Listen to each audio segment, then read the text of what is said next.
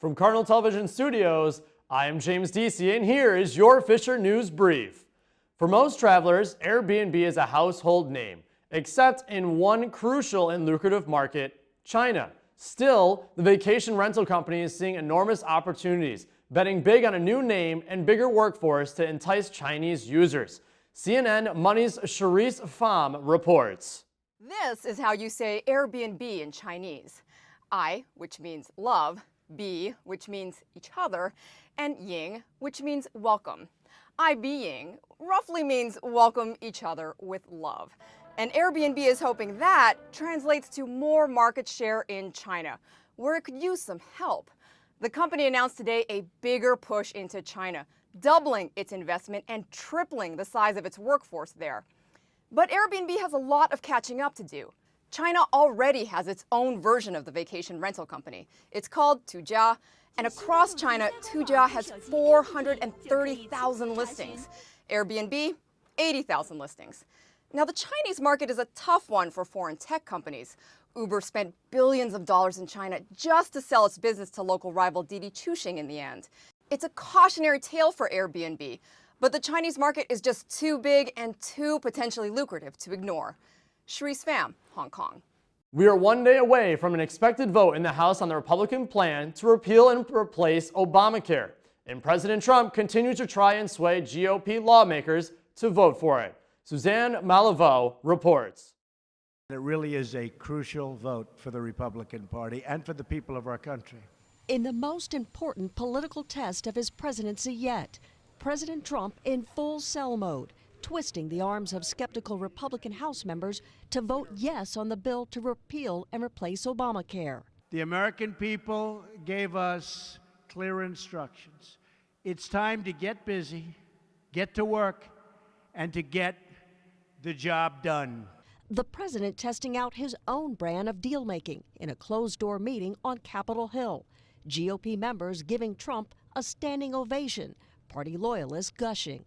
The president just came here and knocked the ball out of the park. Alternately using humor, threats, and public shaming to sell the American Health Care Act to his own party.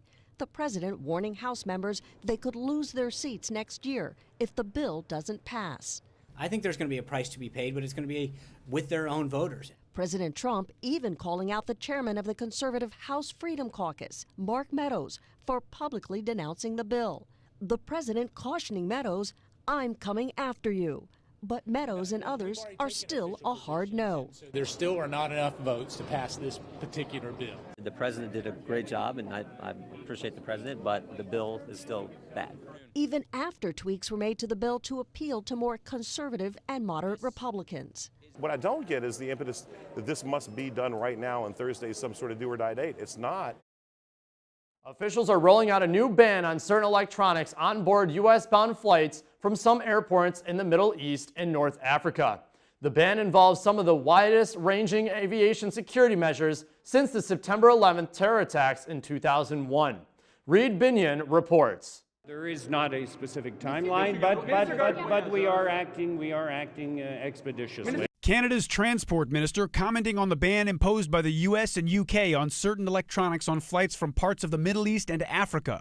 The United States prohibiting devices larger than a cell phone on U.S.-bound flights from 10 airports in 8 majority Muslim countries.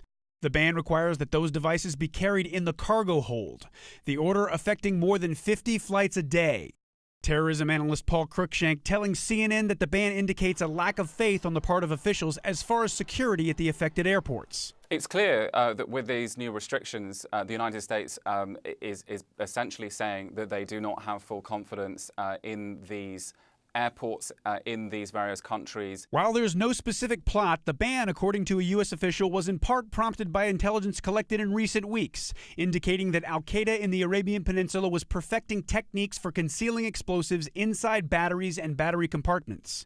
In the United Kingdom, the ban affects flights from 6 countries, including Tunisia and Lebanon, those two not part of the U.S. ban.